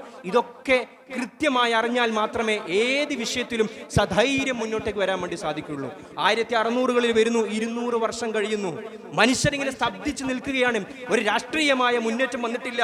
1885കളിലാണ് ഇന്ത്യ രാജ്യത്തെ മുത്തശ്ശി പാർട്ടി എന്നറിയപ്പെടുന്ന ഇന്ത്യൻ നാഷണൽ കോൺഗ്രസ് പോലെ രൂപീകരിക്കുന്നത്. അതിൻ്റെ ഒക്കെ വർഷങ്ങൾക്ക് മുമ്പ് 1803 നമ്മൾ കൃത്യമായി മനസ്സിലാക്കണം, ബഹുമാനപ്പെട്ട ഷാ വലിയുല്ലാഹി ദഹ്ലവി എന്ന് പറയുന്ന ലോകം കണ്ട വലിയ മഹാൻ, ഹുജ്ജത്തുല്ലാഹിൽ ബാലിഗ നമ്മളൊക്കെ വായിച്ചിട്ടുണ്ടാകും, അല്ലെങ്കിൽ ഒരു ആവർത്തിയെങ്കിലും വായിക്കണം. അദ്ദേഹത്തിന്റെ മകനായ ഷാ അബ്ദുൽ അസീസ് ദഹ്ലവി റഹിമഹുല്ല AD 1803 ഇന്ത്യ മഹാരാജ്യം ദാറുൽ ഹർബായി പ്രഖ്യാപിക്കുകയാണ്. The land of battle, India മഹാരാജ്യം. ഇത് ദാറുൽ അംനല്ല. നമുക്കറിയാലോ ദാറുൽ അംൻ എന്ന് പറഞ്ഞാൽ നമുക്ക് സമാധാനത്തോടുകൂടി സൗകര്യത്തോടുകൂടി ഇബാദത്ത് ചെയ്യാനും നമ്മുടെ മതത്തിനെ കൃത്യമായി ദഅവത്ത് ചെയ്യാനും ഒക്കെയുള്ള സ്വാധീനമുള്ള ഘട്ടം, അതിനാണ് ദാറുൽ അംൻ നമ്മൾ പറയുക. ഇപ്പം ഇന്ത്യ മഹാരാജ്യം ദാറുൽ അംനാണ്. എന്നാൽ AD 1803 ആയപ്പോഴത്തേക്ക് മുസ്ലിം ലോകത്തിന്റെ മുമ്പിൽ സധൈര്യമായി എഴുന്നേറ്റതുകൊണ്ട് ബഹുമാനപ്പെട്ട അബ്ദുൽ അസീസ് ദഹ്ലവി റഹിമഹുല്ല പ്രഖ്യാപിക്കുകയാണ് ഇത് ദാറുൽ ഹർബാൻ. നമ്മൾ പറയുമ്പോൾ അത് വിചാരിക്കും അദ്ദേഹത്തിന് ദീൻ തിരിയാത്ത ആൾ, അദ്ദേഹത്തിന് ആത്മീയതയുടെ കുറവുള്ള ആൾ അല്ല. നക്ഷബന്ദി ത്വരീഖത്തിന്റെ കീഴിൽ കൃത്യമായി ആത്മീയമായ ആചാര്യങ്ങൾ അനുഷ്ഠിച്ചു പോകുന്ന ആൾ. ബഹുമാനപ്പെട്ട അബ്ദുൽ അസീസ് ദഹ്ലവി റഹിമഹുല്ലക്ക് തെറ്റിപ്പോയി എന്നാണ് നമ്മൾ പറയുന്നതെങ്കിൽ അദ്ദേഹത്തിന്റെ പിതാവായ ഷാ വലിയുല്ലാഹി ദഹ്ലവി റഹിമഹുല്ലയിലേക്കും നമ്മൾ നമ്മുടെ അജ്ഞതയുടെ വിരലുകൾ ചൂണ്ടേണ്ടി വരും. ആ ഷാ വലിയുല്ലാഹി ദഹ്ലവിയിലേക്ക്, അദ്ദേഹത്തിന്റെ നെജ്ജകങ്ങളിലേക്ക് നമ്മുടെ വിരലുകൾ ചൂണ്ടിയാൽ ഇന്ത്യ മഹാരാജ്യത്ത് ഒരൊറ്റ മനുഷ്യന് പോലും ഹദീസിന്റെ സനദുകളിൽ ഇത്തിസാൽ ഉണ്ടാവില്ല. വ ഇസ്നാദുഹു മുൻഖതിഉൻ. നമുക്ക് മനസ്സിലാക്കി തരുമാറാകട്ടെ. ദിക്റും ചെയ്തിരുന്നു, മുറാഖബയും ചെയ്തിരുന്നു. അതിന്റെ കൂട്ടത്തിൽ രാജ്യത്തിന്റെ താല്പര്യം വന്നപ്പോൾ ബ്രിട്ടീഷുകാർ ഇവിടെ ഉന്മൂലനം ചെയ്യുകയാണെന്ന് മനസ്സിലാക്കിയപ്പോൾ, അതാണ് നമ്മൾ ബലാഗന്റെ ഒക്കെ തുടക്കം പഠിക്കാറുണ്ട്. എന്താ ബലാഗ എന്ന് പറഞ്ഞാൽ? അർത്ഥം തിരിയാത്ത കുറെ വാക്കുകൾ പറയലില്ല, മുഖ്തദൽ ഹാലിനോട് യോജിച്ചുകൊണ്ട് വാചകങ്ങൾ പറയുക എന്നുള്ളതാണ് ബലാഗ എന്ന് പറയുന്നത്. എഴുത്തുകളിൽ മാത്രമല്ല, അത് ജീവിതത്തിലും കൂടി പുലർത്തണം എന്നാണ് അല്ലേ? നമ്മൾ വിചാരിച്ചങ്ങനെ തസൗഫ് എന്ന് പറഞ്ഞാൽ അങ്ങനെ ഖാൻഗാഹുകളിൽ ഒതുങ്ങിക്കൂടുന്നവർ അല്ല. റുഹ്ബാനും ഫില്ലൈൽ വഫുർസാനും ഫിന്നഹാർ. സഹാബാക്കളെ പറ്റി പറയപ്പെട്ടപ്പോൾ നമ്മൾ ഉപയോഗിച്ച വാക്കതാണ്. അവർ രാത്രി കാലങ്ങളിൽ അവരെ കണ്ടാൽ നമ്മൾ തോന്നും ഇവർ രാവിലെ പുറത്തിറങ്ങൂല. റുഹ്ബാനും ഫില്ലൈൽ, രാത്രികളായിരുന്നു. കരഞ്ഞ് കരഞ്ഞ് കരഞ്ഞ് അവരുടെ മുസല്ലകൾ നനയുമായിരുന്നു. വഫുർസാനും ഫിന്നഹാർ, പകലിൽ അവർ കുതിരപ്പുറത്തിരുന്നു കൊണ്ട് അവർ അക്രമികൾക്കെതിരെ, ഇസ്ലാമിന്റെ ശത്രുക്കൾക്കെതിരെ അവർ പോരാടുന്നത് കണ്ടാൽ നമ്മൾ തോന്നും അവർ വാള് താഴെ വെക്കുകയില്ല. ആദ്യത്തെ ഫത്വ ബ്രിട്ടീഷ് സാമ്രാജ്യത്തിനെതിരെ ഇത് ദാറുൽ ഹർബാണ് എന്ന് പ്രഖ്യാപിക്കുകയും ഓരോ മുസ്ലിമിന്റെ മേലിലും ബ്രിട്ടീഷുകാരനെതിരെ ജിഹാദ് ചെയ്യൽ ഫർള് ഐനാണെന്നും പ്രഖ്യാപിച്ചത് ബഹുമാനപ്പെട്ട ഷാ അബ്ദുൽ അസീസ് ദഹ്ലവി റഹിമഹുള്ളയാണ്. അതിന്റെ ആ ഫത്വയെ പിടിച്ചുകൊണ്ട് ഒരുപാട് ആളുകൾ അതിൽ ആവേശം ഉൾക്കൊള്ളുകയും ബ്രിട്ടീഷുകാർക്കെതിരെ പോരാടുകയും ചെയ്തു. അതിൽപ്പെട്ട പ്രധാനിയാണ് ഷാ ഇസ്മായിൽ ദഹ്ലവി റഹിമഹുല്ല. നമ്മളൊക്കെ പറയുമ്പോൾ നമ്മളെ ഫോക്കസ്, നമ്മൾ പലപ്പോഴും സ്വാതന്ത്ര്യ സമരമൊക്കെ പറയുമ്പോൾ എല്ലാം 1857 നമ്മൾ തുടങ്ങൽ. ഇത് എവിടെ നീട്ടി 1857 ബൈ ഹിസ്റ്ററി അതിനു മുമ്പുണ്ട്. ഇത് ഞാൻ പറഞ്ഞത് 1803 ഇനി ടിപ്പുവിന്റെ കാലം അതിനു മുകളിലാണ്. അള്ളാഹു നമുക്ക് മനസ്സിലാക്കി തരുമാറാകട്ടെ. ഏതായാലും 1857 ആയപ്പോഴത്തേക്കും നമ്മളൊക്കെ മനസ്സിലാക്കിയതുപോലെ ആദ്യത്തെ ശിപ്പായി ലഹള തുടങ്ങുകയാണ്. ഒരു സംഘടിതമായ രീതിയിൽ മുസ്ലിമും അമുസ്ലിമും ഒക്കെ രീതിയിലുള്ള. അന്ന് മെയ് 10-ാം തീയതി മീററ്റിൽ വെച്ചിട്ട് ആ കലാപം നടക്കുകയും ശിപ്പായി ലഹള നടക്കുകയും ചെയ്തു. ബഹാദുർ ഷാ സഫറിനെ ഡൽഹി പിടിച്ചെടുത്തതിന് ശേഷം അവിടുത്തെ ഭരണാധികാരിയായി അവരോധിക്കുകയും ചെയ്തു. അന്ന് മുസ്ലിമീങ്ങളുടെ കൂട്ടത്തിലുണ്ടായ പ്രധാനിയായിരുന്നു മൗലവി അഹമ്മദുല്ലാ ഷാ റഹിമഹുല്ല എന്ന് പറയുന്ന വലിയ മഹാൻ. അദ്ദേഹത്തെ ഇവർ അറസ്റ്റ് ചെയ്യുകയും അദ്ദേഹത്തെ കൊന്നുകളയുകയും ചെയ്തു. രാജാ ജഗന്നാഥ് സിംഗ് എന്ന് പറയുന്ന വ്യക്തി മൗലവി അഹമ്മദുല്ലാ ഷാ എന്ന് പറയുന്ന വ്യക്തിയെ കൊല്ലുകയും അദ്ദേഹത്തിന്റെ തലയറുത്തുകൊണ്ട് ബ്രിട്ടീഷുകാർക്ക് സമ്മാനമായി നൽകുകയും ചെയ്തു എന്ന് ചരിത്രം. 1858 ആകുമ്പോഴത്തേക്ക് ഈ ആദ്യത്തെ റിവോൾട്ടിനെ ബ്രിട്ടീഷുകാർ അടിച്ചമർത്തി. ഇത്രയും കാലം ബ്രിട്ടീഷുകാർ ഇന്ത്യയെ ഭരിച്ചത് ബ്രിട്ടീഷ് ഈസ്റ്റ് ഇന്ത്യ കമ്പനി എന്ന ആ വാസിത്തയിൽ കൂടിയായിരുന്നു. ഈ കലാപത്തോടുകൂടി ബ്രിട്ടീഷുകാർ നേർക്ക് നേരെ ഇന്ത്യയെ ഭരിക്കാൻ വേണ്ടി തുടങ്ങുന്നു. 1858 ബ്രിട്ടീഷ് രാജ് ഇവിടെ തുടങ്ങുകയാണ്. അതിനുശേഷമാണ് 1885 നമ്മുടെ മുത്തശ്ശി പാർട്ടിയായ ഇന്ത്യൻ നാഷണൽ കോൺഗ്രസ് എന്ന് പറയുന്ന വളരെ പുരാതനമായ പാർട്ടി ആരംഭിക്കുന്നത്. ഇനി ഞാനൊരു ചെറിയ ബ്രേക്ക് പോസ് എടുക്കുകയാണ്. ഇതാണ് ഇന്ത്യയിൽ ആ സമയത്ത് നടന്നുകൊണ്ടിരുന്ന പശ്ചാത്തലം. ആമുഖമായി ഞാൻ ഉസ്മാനി ഖിലാഫത്തിനെ പറഞ്ഞു. ഇനി ആ കാലഘട്ടത്തിൽ ലോകത്ത് നടന്ന ഏറ്റവും വലിയൊരു പ്രശ്നമായിരുന്നു 1-ാം ലോക മഹായുദ്ധം. ഇന്ത്യൻ സ്വാതന്ത്ര്യ സമരവും 1-ാം ലോക മഹായുദ്ധവും ഉസ്മാനി ഖിലാഫത്തൊക്കെ എങ്ങനെ? അതാ ഞാൻ ആദ്യം പറഞ്ഞത്, ഒരു ലൈനിൽ നമുക്കിതൊന്നും കണക്ട് ചെയ്യാൻ പറ്റൂല. അതിൻ്റെ എല്ലാ വിഷയത്തിനെയും 360 ഡിഗ്രിയിൽ നമ്മൾ മനസ്സിലാക്കാൻ ശ്രമിക്കുമ്പോഴാണ് അതിൻ്റെ ഒരു പൂർണ്ണ ചിത്രം നമുക്ക് മനസ്സിലാക്കാൻ വേണ്ടി സാധിക്കുക. റബ്ബ് തൗഫീഖ് നൽകി അനുഗ്രഹിക്കുമാറാകട്ടെ. 1-ാം ലോക മഹായുദ്ധം 1914 ജൂലൈ 28 തുടങ്ങുകയും 1918 നവംബർ 11 അവസാനിക്കുകയും ചെയ്തു. എന്താ ഇതുമായി നമ്മുടെ ബന്ധം? നമുക്കറിയാലോ. 1-ാം ലോക മഹായുദ്ധമായപ്പോൾ 2 ചേരികളിലായി ലോകം മാറി. ഒന്ന് എലീഡ് പവേഴ്സും സെൻട്രൽ പവേഴ്സും. എലീഡ് പവേഴ്സിന്റെ ചുക്കാൻ പിടിച്ചിരുന്നത് ബ്രിട്ടനും ഫ്രാൻസും റഷ്യയും ഇറ്റലിയും US-ഉം ജപ്പാനും ഒക്കെ ആയിട്ട്. അതിന്റെ എതിർഭാഗത്തുള്ള സെൻട്രൽ പവേഴ്സിൽ ജർമ്മനി, ഓസ്ട്രിയ, ഹംഗറി, ഉസ്മാനി ഖിലാഫത്ത്. നിങ്ങൾക്ക് മനസ്സിലാകുമെന്ന് ഞാൻ വിചാരിക്കുന്നു. ഒരു ഭാഗത്ത് ബ്രിട്ടീഷുകാർ, മറുഭാഗത്ത് ജർമ്മനി അടങ്ങുന്ന, ഹംഗറി അടങ്ങുന്ന, ഓസ്ട്രിയ അടങ്ങുന്ന ഉസ്മാനി ഖിലാഫത്ത്. നമ്മൾ നേരത്തെ പറഞ്ഞു, വിവിധ കോണ്ടിനെന്റുകളിലായി 37 രാജ്യങ്ങളാണ് ഉസ്മാനി ഖിലാഫത്തിന്റെ അണ്ടറിൽ, മക്കയും മദീനയും അടക്കം. അപ്പൊ നമ്മളൊന്ന് ചെറിയ ബുദ്ധിയിൽ ആലോചിച്ചാൽ, ഈ ലോകയുദ്ധത്തിൽ ബ്രിട്ടൻ ജയിക്കുകയും ഉസ്മാനി ഖിലാഫത്തിനെ ഇല്ലാതാക്കുകയും ചെയ്താൽ, ഉസ്മാനി ഖിലാഫത്ത് എന്ന് പറയുന്ന തുർക്കി ആസ്ഥാനമായ ആ ചെറിയൊരു പ്രദേശം മാത്രമല്ല, അതിന്റെ കീഴിലുള്ള സർവ്വദേശങ്ങളും ബ്രിട്ടന്റെ അണ്ടറിലേക്ക് വരും, വിശിഷ്യ മക്കയും മദീനയും അടക്കം. ചരിത്രം അതിന് കാതോർത്തു. 1-ാം ലോക മഹായുദ്ധത്തിൽ ബ്രിട്ടന്റെ ഭാഗമായ എലീഡ് പവേഴ്സ് ജയിക്കുന്നു. ഉസ്മാനി ഖിലാഫത്ത് തകർന്നടിയാൻ വേണ്ടി തുടങ്ങുന്നു. മുസ്ലിങ്ങൾ അത്രയും കാലം തങ്ങളുടെ ആത്മീയമായ അവലംബമായി കണ്ടിരുന്ന ഉസ്മാനി ഖിലാഫത്തിന്റെ പതനം ലോക മുസ്ലിങ്ങൾ വേദനയോടെ വീക്ഷിക്കുമ്പോൾ അവിടെയാണ് നാഷണലിസം എന്ന് പറയുന്നത് നമുക്ക് മനസ്സിലാകും. ദേശീയത എന്ന് പറയുന്നൊരു സംഭവം അതൊരു ഡിബേറ്റബിൾ ടോപ്പിക്കാണ്. അതിന്റെ ശരിവശങ്ങളുണ്ട്, അതിന്റെ തെറ്റായ വശങ്ങളുണ്ട്. ഏതായാലും ഒരു പോയിന്റ് വരെ, ഒരു തലത്തിൽ വരെ നാഷണലിസം ആവശ്യമാണ്. എന്താ നാഷണലിസം കൊണ്ട് ഉദ്ദേശിക്കുന്നത്? നമ്മൾ അർത്ഥമാക്കുന്നത് തങ്ങൾ ജനിച്ച രാജ്യത്തോടുള്ള കൂറ് അത് അത്യാവശ്യമാണ്. അല്ലെങ്കിൽ ഭയങ്കരമായ പ്രശ്നം ഉണ്ടാകും, ഇവിടെ വിധ്വംസക പ്രവർത്തനങ്ങൾ ഉണ്ടാകും. ഞാൻ ചേർന്ന് നിൽക്കുന്ന സ്ഥലങ്ങൾ, ഞാൻ ചേർന്ന് നിൽക്കുന്ന ഭാഗങ്ങൾ, അതിനോട് മനുഷ്യനുണ്ടാകുന്ന ഒരു അടിസ്ഥാനപരമായ കൂറിൽ നിന്നാണ് നാഷണലിസം മുളക്കുന്നത്. പക്ഷേ ഒന്നാം ലോക മഹായുദ്ധത്തോടുകൂടി നാഷണലിസത്തിന്റെ തീവ്രത കൂട്ടിക്കൊണ്ട് നമുക്കറിയാലോ, ഹിജാസ് അടങ്ങുന്ന മുഴുവൻ പ്രദേശങ്ങളും അന്ന് ഉസ്മാനി ഖിലാഫത്തിന്റെ അണ്ടറിലാണ്. ബ്രിട്ടീഷുകാർ അവരെ പിരികേറ്റാൻ തുടങ്ങി. നമ്മുടെ ഭാഷയിൽ പറഞ്ഞാൽ, എന്തിനാണ് നിങ്ങൾ തുർക്കിയുടെ കീഴിൽ നിങ്ങൾ ജീവിക്കുന്നത്? നിങ്ങൾക്കതിന് ശേഷിയില്ലാത്തത് കൊണ്ടാണോ?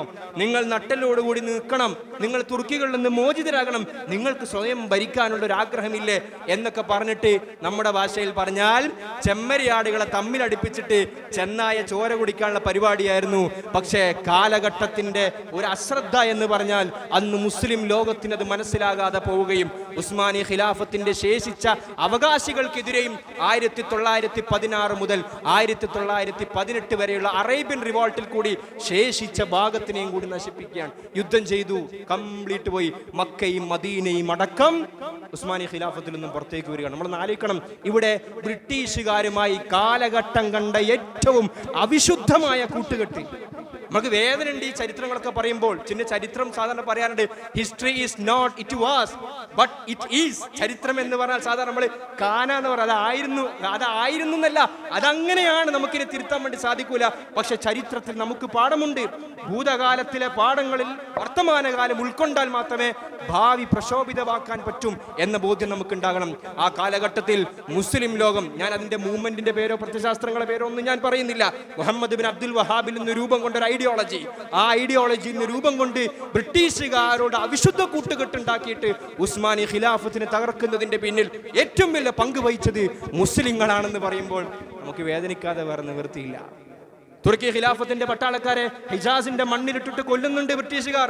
തുർക്കികൾ ഒരു പരിധി വരെ പ്രതിരോധിക്കാതിരുന്നതിന്റെ കാരണം, എന്തായാലും ഞങ്ങളുടെ പോരാളികളാണ്, സിവിലിയന്മാരും സോൾജേഴ്സുമാണ് നഷ്ടപ്പെടുന്നത്. പക്ഷേ ഞങ്ങൾ കാരണം ഹബീബായ റസൂലുള്ളാഹി സ്വല്ലല്ലാഹു അലൈഹി വസല്ലമ തങ്ങൾ പറഞ്ഞ മാ അത്യബകി വമാ അത്യബരിഹകി എന്ന് പറഞ്ഞ, ഓ കഅബ നീ എത്ര പരിശുദ്ധവതിയാണ്, അവലം യറൗ അന്നാ ജഅൽനാ ഹറമൻ ആമിനൻ, അവിടെ ഒരു മുസ്ലിമിന്റെ രക്തം മുസ്ലിമിന്റെ കയ്യാലെ വീഴരുത് എന്ന കൃത്യമായ ബോധ്യം.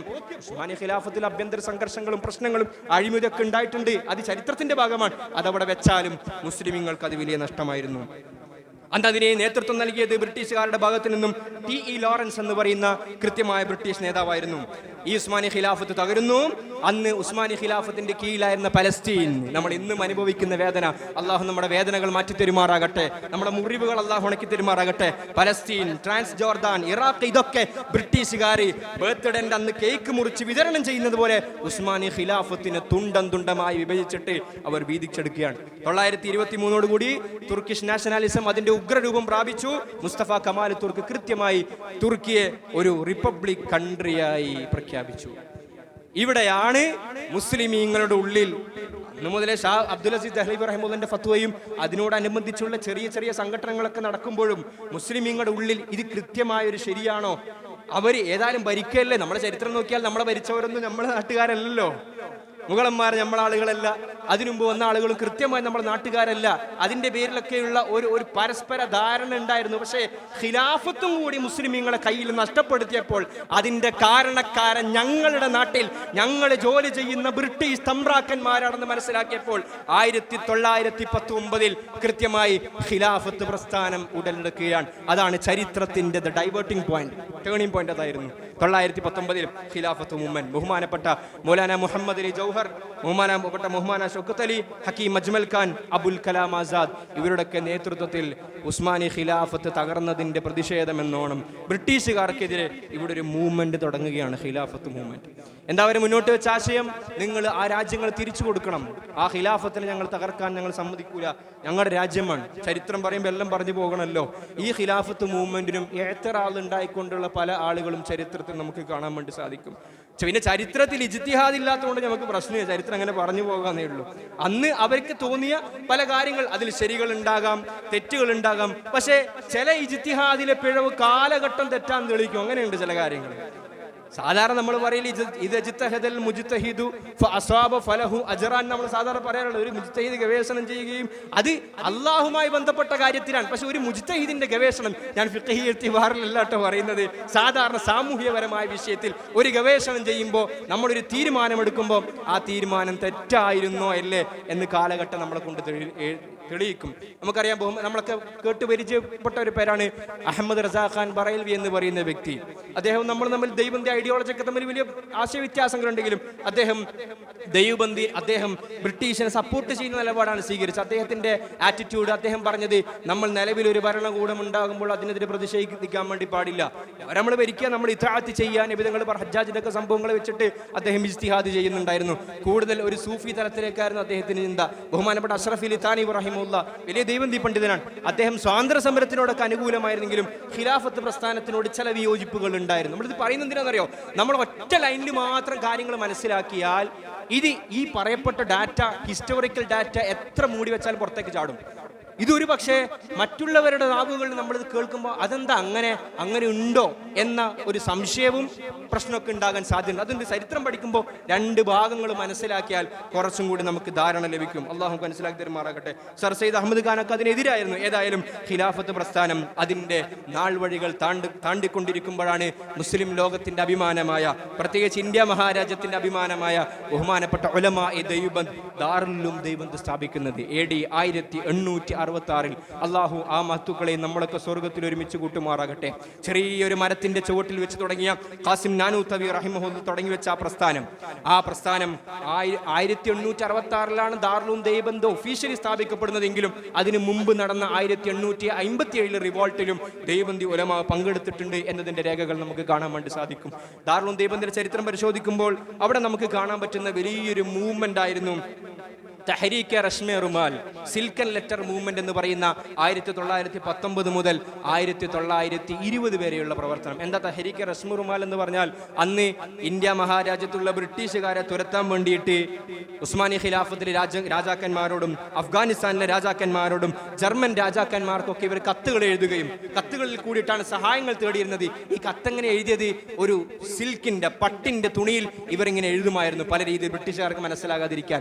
അങ്ങനെ ആ കത്തുകൾ പിടിക്കപ്പെടുകയും ബഹുമാനപ്പെട്ട മഹ്മൂദ് ഹസൻ ദൈവബന്ദി റഹിമുള്ള അടക്കമുള്ള ആളുകൾ അവരെ മാൾട്ട ജയിലിലടക്കം തടവിൽ പിടിക്കപ്പെടുകയും ചെയ്തു. എന്ന് പറഞ്ഞാൽ നമ്മുടെ ഉലമാ കൃത്യമായി ശബ്ദിക്കേണ്ട സമയത്ത്. പിന്നെ വേറെ കാര്യം കൂടി നമ്മൾ ആലോചിക്കേണ്ട, ദൈവബന്ദി സ്ഥാപിക്കുമ്പോൾ മറ്റൊരു കാര്യം കൂടി ഉണ്ടായിരുന്നു. ഒരു ഭാഗത്ത് ഇങ്ങനെ രാഷ്ട്രീയമായ പ്രശ്നങ്ങൾ ഉണ്ടായി മുഴുവൻ മുസ്ലിങ്ങൾ രാഷ്ട്രീയത്തിലേക്ക് കൂടുതൽ ഫോക്കസ്ഡ് ആയി നിന്ന് പോയാൽ അതുകൊണ്ട് മുസ്ലിമീങ്ങൾക്ക് ഉണ്ടാകുന്ന വലിയൊരു അപജയമുണ്ട്. എന്താ അപജയം? നമുക്കറിയാലോ എന്താ അപജയം? അവിടെ ഇൽമിയായ ഈമാനിയായ ഇബാദത്ത് സംബന്ധമായ ഒരു അശ്രദ്ധ ഉണ്ടാകാൻ സാധ്യതയുണ്ട്. അതും കൂടി മുന്നിൽ കണ്ടുകൊണ്ടാണ് ദാറുൽ ദൈവബന്ദ് മുന്നോട്ടേക്ക് വന്നത്. അള്ളാഹു അവരുടെ പ്രവർത്തനങ്ങളെ കബൂലാക്കുമാറാകട്ടെ. അതിനുശേഷം 1919 നമ്മുടെ ജംഇയ്യത്തെ ഉലമാए ഹിന്ദ് അബ്ദുൽ ബാരി ഫറംഗി മഹല്ലി, കിഫായത്തുള്ള മുഫ്തി കിഫായത്തുള്ള ദഹ്ലവിയൊക്കെ അടങ്ങുന്ന വലിയ മഹത്തുക്കളുടെ കീഴിൽ ജംഇയ്യത്തെ ഉലമാए ഹിന്ദ് രൂപം കൊള്ളുന്നു. ഇന്നും അതിന്റെ സംഘടനകളും പോഷക സംഘടനകളൊക്കെ നമ്മുടെ നാടുകളിലും ലഭ്യമാണ്. അതിനൊക്കെ ശേഷമാണ് ചരിത്രം കണ്ട, നമ്മുടെ മലബാർ കണ്ട ഏറ്റവും വലിയ ബ്രിട്ടീഷ് വിരുദ്ധ കലാപമായ 1921 നടന്ന മലബാർ ലഹള അല്ലെങ്കിൽ മാപ്പിള ലഹള എന്ന് പറയുന്നത്. സത്യത്തിൽ ഇവരുടെ ബ്രിട്ടീഷുകാരുടെ ഈ എല്ലാ പ്രശ്നങ്ങളെയും, ഈ അടിച്ചമർത്തലുകളെയും പീഡനങ്ങളെയും സഹിച്ച് ഗത്യന്തരമില്ലാതെയാണ് മുസ്ലിങ്ങൾ അന്ന് ഇറങ്ങി പുറപ്പെടുന്നത്. അന്ന് ബ്രിട്ടീഷുകാർക്ക് സഹായകമായി നിന്ന ഹിന്ദു ഭൂവുടമകളും അതിൽ പൊട്ടിരുന്നു. അവർക്കെതിരെയും കലാപമുണ്ടായി. ആ കലാപം ഒരു പരിധി കഴിഞ്ഞപ്പോൾ വല്ലാത്ത അക്രമാസക്തമായി. പോലീസ് സ്റ്റേഷനുകൾ കത്തിച്ചാമ്പലാക്കാൻ വേണ്ടി തുടങ്ങി, സർക്കാർ സ്ഥാപനങ്ങൾ നശിപ്പിക്കും. അതിൻ്റെയൊക്കെ ശരി തെറ്റുകൾ ചോദിച്ചാൽ ബഹുമാനപ്പെട്ട മക്കളോട് എനിക്ക് പറയാനുള്ളത്, നമ്മളൊക്കെ മനസ്സിലാക്കി വെച്ചത് ഫിഖ്ഹിന്റെ ബാബ് എന്ന് പറഞ്ഞാൽ അത് ത്വഹാറത്തിൽ നിന്ന് നമ്മൾ മനസ്സിലാക്കിയ ഫിഖ്ഹിന്റെ ബാബ് ഞാൻ പറഞ്ഞുതരാം. ത്വഹാറത്തിന്റെ ബാബിൽ തുടങ്ങി ഹജ്ജിന്റെ ബാബിൽ അവസാനിക്കുന്ന ചില പ്രത്യേക ഉലമാക്കളുടെ ഖൗലുകളും ബഹ്സുകളും അഭിപ്രായങ്ങളുമാണ് ഫിഖ്ഹ് എന്നൊരു തെറ്റിദ്ധാരണ നമ്മുടെ മക്കൾക്കുണ്ട്, ചില പണ്ഡിതന്മാർക്കുമുണ്ട്. എന്നാൽ മക്കളെ, ഹജ്ജ് കഴിഞ്ഞിട്ടും ബാബുകൾ ഫിഖ്ഹിലുണ്ട്. കിതാബുൽ ജിഹാദ് ഉണ്ട്, കിതാബു സിയാലുണ്ട്, കിതാബു സൈർ ഉണ്ട്. ഇതൊക്കെ കൃത്യമായി നമ്മുടെ ഫുഖഹ എഴുതിയിട്ടുണ്ടെങ്കിൽ അവരാരും അറിയാതെ എഴുതിയതല്ല. ഓരോ വിഷയത്തിലും മുസ്ലിമീങ്ങൾക്ക് കൃത്യമായ മാർഗനിർദ്ദേശം ലഭിക്കപ്പെട്ടിട്ടുണ്ട്. അള്ളാഹു നമുക്ക് ഖൈർ മനസ്സിലാക്കി തെരുമാറാകട്ടെ.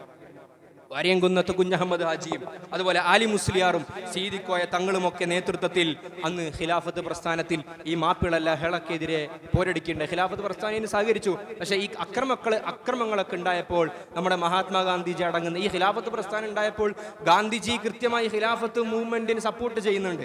അതിനെ പല രീതിയിൽ വ്യാഖ്യാനിക്കപ്പെട്ടിട്ടുണ്ട്. കാരണം ഈ ഞാൻ ഈ വിഭജനം പറയല്ല, മറ്റുള്ള ആളുകളും മാപ്പിളാറും തമ്മിലൊരു വ്യത്യാസമുണ്ട്.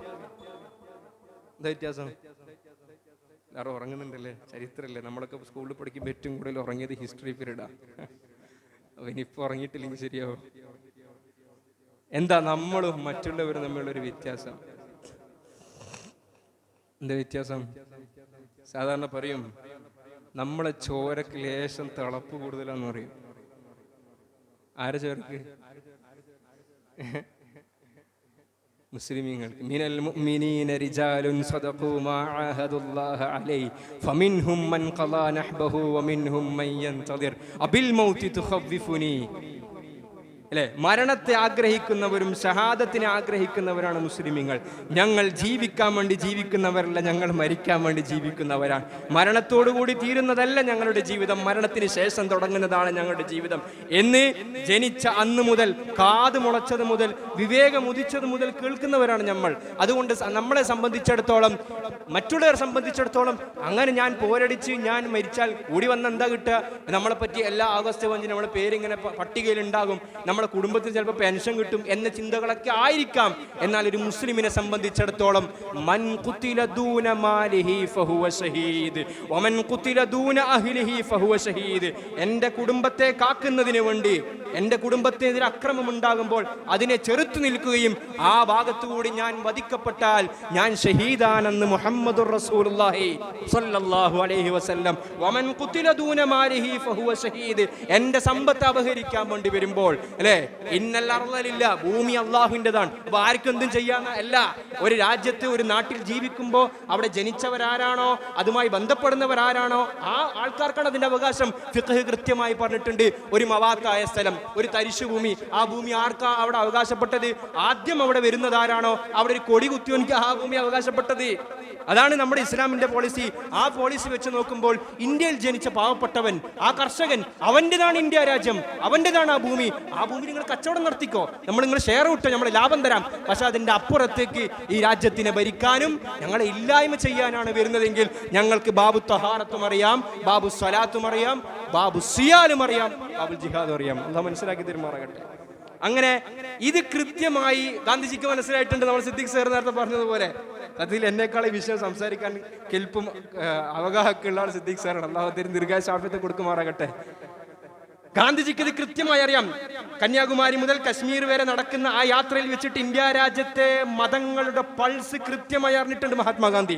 അതുകൊണ്ട് ഖിലാഫത്ത് പ്രസ്ഥാനത്തിനെ ഇന്ത്യൻ നാഷണൽ കോൺഗ്രസുമായി ചേർത്ത് നിർത്തിയാൽ അവിടെ കൂലു തക്ബീർ വിളിച്ച എല്ലാ മാപ്പിളാർ ഇറങ്ങിയിട്ട് ഓടും. ഇത് ഗാന്ധിജി കൃത്യമായിട്ട് അറിയാം. അതുകൊണ്ട് തന്നെ ഖിലാഫത്ത് മൂവ്മെന്റിനെ ഇന്ത്യൻ നാഷണൽ കോൺഗ്രസുമായി കെട്ടിച്ചേർക്കാനുള്ള എല്ലാ പണിയും മഹാത്മാഗാന്ധിജി എടുത്തിട്ടുണ്ട്.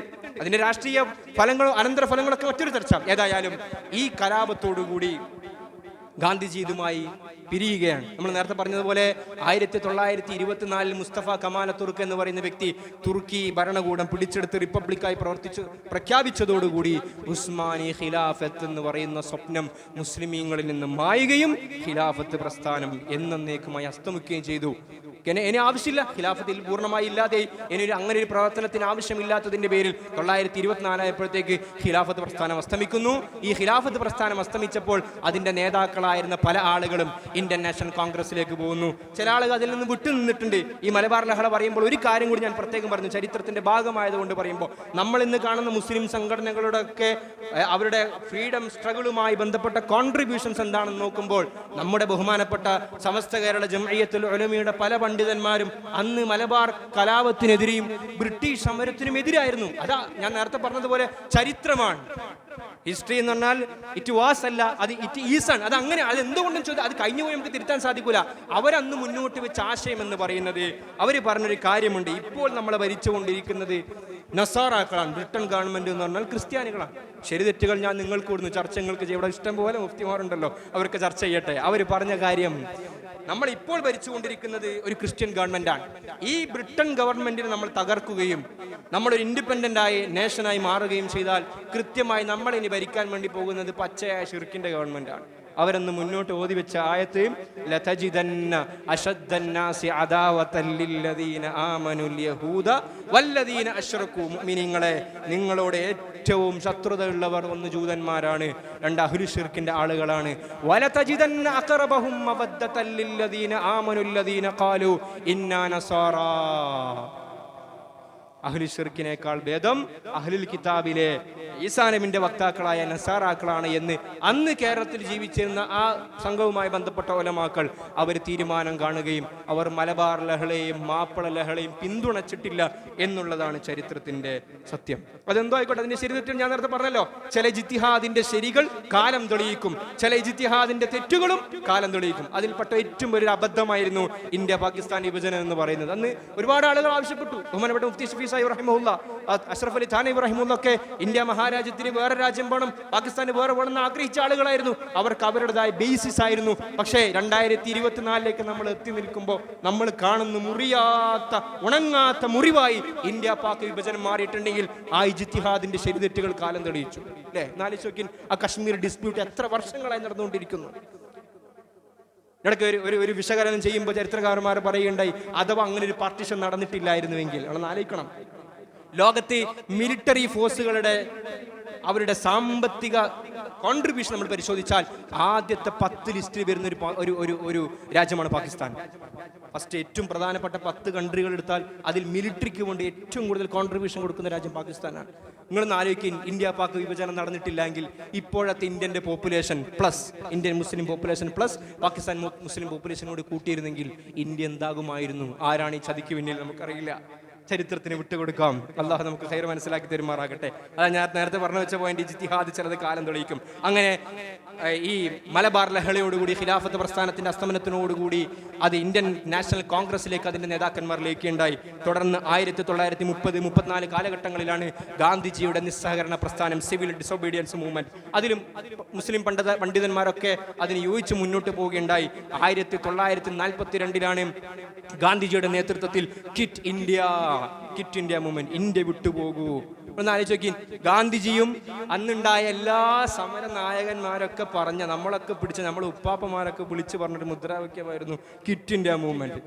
ചരിത്രത്തിന്റെ കളിയൊന്ന് നോക്കണം, നമ്മൾ വിളിച്ചു പറഞ്ഞ അതേ മുദ്രാവാക്യം ഇന്ന് നമ്മളല്ലേ കേൾക്കേണ്ടി വരുന്നത്. ക്വിറ്റ് ഇന്ത്യ അല്ലേ? ആരാ പറഞ്ഞതെന്ന് ഞാൻ പറയുന്നില്ല, അത് നിങ്ങൾക്കറിയാം. എല്ലാ കൗലിന്റെയും കായലിനെ പറയണം നിർബന്ധമില്ലല്ലോ. അവിടെ നമ്മൾ കീല എന്നാണ് പറയാറുള്ളത്. അള്ളാഹു മനസ്സിലാക്കി തരുമാറാകട്ടെ. നമ്മൾ പറഞ്ഞ മുദ്രാവാക്യം നമ്മൾക്കെതിരെ ഉയർത്തിപ്പിടിക്കുന്നുണ്ടെങ്കിൽ അവരുടെ മുഖത്തു നോക്കി ചോദിക്കാനുള്ള ചോദ്യം, നിങ്ങൾ എന്താണ് ഈ രാജ്യത്തിന് വേണ്ടി ചെയ്തത് എന്നുള്ളതാണ്. അന്ന് ഹിന്ദു മഹാസഭയുടെ നേതാവായിരുന്ന വി.ഡി. സവർക്കർ എന്ന് പറയുന്ന വ്യക്തി, അദ്ദേഹത്തിനെയും അടക്കം കാലാപാനി എന്ന് പറയുന്ന ജയിലിലേക്ക് തള്ളിവിടുമ്പോൾ 6 തവണയാണ് വി.ഡി. സവർക്കർ ബ്രിട്ടീഷ് സർക്കാരിന്റെ മുമ്പിൽ മാപ്പപേക്ഷിച്ചത്. ഗാന്ധിജി ഒരു ഭാഗത്ത് കിടക്കുന്നുണ്ട്, അബുൽ കലാം ആസാദ് മറുഭാഗത്ത് കിടക്കുന്നുണ്ട്. അവരാരും ചോദിച്ചിട്ടില്ല. 1916 അറസ്റ്റ് ചെയ്യപ്പോഴേക്ക് വി.ഡി. സവർക്കർ മാപ്പ് ചോദിക്കാൻ വേണ്ടി തുടങ്ങി. എന്താണ് അദ്ദേഹം ഉപയോഗിച്ച വാക്ക്? ഡിയർ സർ, പ്രധാനപ്പെട്ട ആ വ്യക്തിയോട് പറഞ്ഞത്, I beg to remain your most obedient servant. നിങ്ങളുടെ ഏറ്റവും അനുസരണാശീലമുള്ള, നമ്മുടെ ഭാഷയിൽ പറഞ്ഞാൽ വീട്ടിലെ നായ, ആ ശുനകൻ, ആ നിങ്ങളെ എങ്ങനെ അനുസരിക്കുമോ, ദി മോസ്റ്റ് ഒബീഡിയന്റ് സർവന്റ്, നിങ്ങളുടെ ഏറ്റവും മുതവാദിആയ ഖാദിമായി സേവനം ചെയ്യാനുള്ള അവസരം നൽകണമേ എന്ന് I beg to you the British government എന്ന് കത്തെഴുതി കൊടുത്ത തമ്പ്രാക്കന്മാരുടെ, ആ തമ്പ്രാന്റെ അനുയായികളാണോ നമ്മളോട് സ്വാതന്ത്ര്യ സമരത്തിന്റെ ഊർജത്തെ പറ്റി ചോദിക്കുന്നത്? നമുക്ക് പറയാനുള്ളത്, ഉലൈക ആബാഇ ഫജിഇനി ബിമിസ്ലിഹിം ഫീഹിം ഇദാ ജാമഅത്നാ യാ ജരീറുൽ മജാമിഉ നജൗനി ഫഅശ്റഫ്തുൽ അലായാത ഫൗഖകും ബിഹൂരിൻ വമിന്നാ ഹാമിലും വദവാഫിഉ. അവരാണ് നമ്മുടെ പൂർവ്വപിതാക്കന്മാർ 1803 ആദ്യമായി ഇത് ദാറുൽ ഹർബാണെന്ന് പ്രഖ്യാപിക്കുകയും അതിനു മുമ്പേ ഷഹാദത്ത് കൈവരിക്കുകയും അതിനുശേഷം ദാറുലും ദൈബന്തും അതിൻ്റെ കൂടെ ഖിലാഫത്ത് മൂവ്മെന്റും അതിനുശേഷം ഈ ഗാന്ധിജിയുടെ കൂടെ നിന്ന് മുസ്ലിമീങ്ങളും ഉലൈക ആബാഇ, നമ്മുടെ ഭാഷ പറഞ്ഞാൽ അവരാണ് ഞങ്ങളുടെ നട്ടലുള്ള തന്തമാർ. ഫജിഇനി ബിമിസ്ലിഹിം, നിങ്ങളുടെ ആരാടോ എന്നും കൂടി ഈ സമയത്ത് ഞാൻ ചോദിക്കാൻ ആഗ്രഹിക്കുകയാണ്. അള്ളാഹു നമുക്ക് തൗഫീഖ് നൽകി അനുഗ്രഹിക്കുമാറാകട്ടെ. പിന്നെ അള്ളാഹു സുബ്ഹാനഹു വ തആല അഹ്കമുൽ ഹാക്കിമീനാണല്ലോ. ഞാൻ നേരത്തെ ഓതി വെച്ച ആയത്ത് വനുരീദു അന്നമുന്ന അലല്ലദീന ഇസ്തുദ്ഇഫു ഫിൽ അർദ്. അങ്ങനെയാണ്, കുറച്ചു കാലം ഇങ്ങനെ കൊടുക്കും, അവസരങ്ങൾ ഇങ്ങനെ കൊടുക്കും, കളിക്കട്ടെ മാക്സിമം കളിക്കട്ടെ എന്ന് കൊടുക്കും. ഫിറഔന് കൊടുത്തു, നമ്രൂദിന് കൊടുത്തു, ഹിറ്റ്ലർക്കും കൊടുത്തു. പിന്നെന്താ ചരിത്രം അവരോട് കാണിച്ചത്? അവർ ആരെയാണോ അടക്കി ഭരിച്ചത് അവരെ തന്നെ അധികാരത്തിലേക്ക് കൊണ്ടുവരുന്നു. അവിടെയാണ് രണ്ടാം ലോക മഹായുദ്ധത്തിന്റെ പ്രസക്തി. 1939, 1945 കാലഘട്ടങ്ങളിൽ നേർന്ന രണ്ടാം ലോക മഹായുദ്ധം. ഒന്നാം ലോക മഹായുദ്ധത്തിൽ ഉസ്മാനി ഖിലാഫത്തിനെയും അതുപോലെ ആ സെൻട്രൽ പവേഴ്സിനെയൊക്കെ നശിപ്പിച്ച ബ്രിട്ടൻ ഗവൺമെന്റ്, ബ്രിട്ടീഷ് എംപയർ ഈ രണ്ടാം ലോക മഹായുദ്ധത്തോടു കൂടി നിഷ്ഫലമാകുന്നു. ആ നിഷ്ഫലമാവുകയും ലോകത്ത് നാഷണാലിറ്റി നേരത്തെ വന്നതിനേക്കാൾ കൂടുതൽ അതിൻ്റെ ഉഗ്രരൂപം പ്രാപിക്കുകയൊക്കെ ചെയ്തപ്പോൾ അന്ന് ലോകത്തിൻ്റെ നെറുകയിലേക്ക് സോവിയറ്റ് യൂണിയൻ ആകുന്ന റഷ്യയും അതുപോലെ US ഒക്കെ മുന്നിലേക്ക് വരികയും ഇനി കൊളോണിയൽ റൂള് പാടില്ല എന്ന രീതിയിലുള്ള ചർച്ചകൾ മുന്നോട്ട് വരികയും, ഒരു ഭാഗത്താണെങ്കിൽ ഇന്ത്യ മഹാരാജ്യം കൃത്യമായ പ്രതിഷേധം രേഖപ്പെടുത്തുന്നുണ്ട്. ഇന്ത്യയെ ചെറുത്ത് നിൽക്കാനുള്ള ശേഷി അന്ന് ബ്രിട്ടീഷ് ഗവൺമെന്റിന് ഇല്ലാതാവുകയും ചെയ്യുന്നതോടുകൂടി 1947 ഓഗസ്റ്റ് 15 അർദ്ധരാത്രിയിൽ നമ്മുടെ ഈ ഭാരതത്തിന് സ്വാതന്ത്ര്യം കിട്ടുമ്പോൾ ഭഗത് സിംഗിന്റെ വാക്കുകൾ ഞാൻ കോട്ട് ചെയ്യുന്നു. They may kill me, അവർക്ക് എന്നെ കൊല്ലാം, but they cannot kill my ideas. പക്ഷേ എൻ്റെ ആദർശങ്ങളെ അവർക്ക് ഇല്ലാതാക്കാൻ സാധിക്കുകയില്ല. They can crush my body, എൻ്റെ ശവശരീരത്തെ അവർക്ക് ചുരുട്ടിക്കൂട്ടാം, തകർത്ത് തരിപ്പണമാക്കാം. But they will not be able to crush my spirit. പക്ഷേ എൻ്റെ ആത്മാവിനെ ഒന്നും ചെയ്യാൻ അവർക്ക് സാധ്യമല്ല എന്ന ഭഗത് സിംഗിന്റെ വാക്കുകൾ ഞാൻ ഇവിടെ കോട്ട് ചെയ്യാൻ. ഇന്ത്യ മഹാരാജ്യത്തിന്റെ ഒന്നാമത്തെ പ്രധാനമന്ത്രിയായി ചുമതലയേറ്റ നമ്മുടെ എല്ലാം പ്രിയങ്കരനായ പണ്ഡിറ്റ് ജവഹർലാൽ നെഹ്റു, അദ്ദേഹം ആദ്യമായി എല്ലാ ആളുകളെയും ഒരുമിച്ച് കൂട്ടി നടത്തുന്ന ചരിത്ര പ്രസിദ്ധമായ ഒരു പ്രസംഗമുണ്ട്, നമ്മളൊക്കെ പഠിച്ചു വെക്കേണ്ട പ്രസംഗം. Long years ago we made a tryst with the destiny and now the time comes when we shall redeem our pledge, not wholly or in full measure but very substantially. At the stroke of the midnight hour when the world sleeps, India will awake to life and freedom. വർഷങ്ങൾക്ക് മുമ്പ് നമ്മൾ കാലഘട്ടത്തിന്റെ, നമ്മുടെ ഭാഷയിൽ പറഞ്ഞാൽ ഖദറുമായി നമ്മളൊരു കരാറിൽ ഏർപ്പെട്ടിരുന്നു. ഈ രാജ്യത്തിന്റെ സ്വാതന്ത്ര്യം നേടിയെടുക്കുമെന്ന ദ ട്രിസ്റ്റ് വിത്ത് ഡെസ്റ്റിനി, ആ കരാർ പൂർത്തീകരിക്കാനുള്ള സമയം നമുക്കിതാ വന്നെത്തിയിരിക്കുകയാണ്.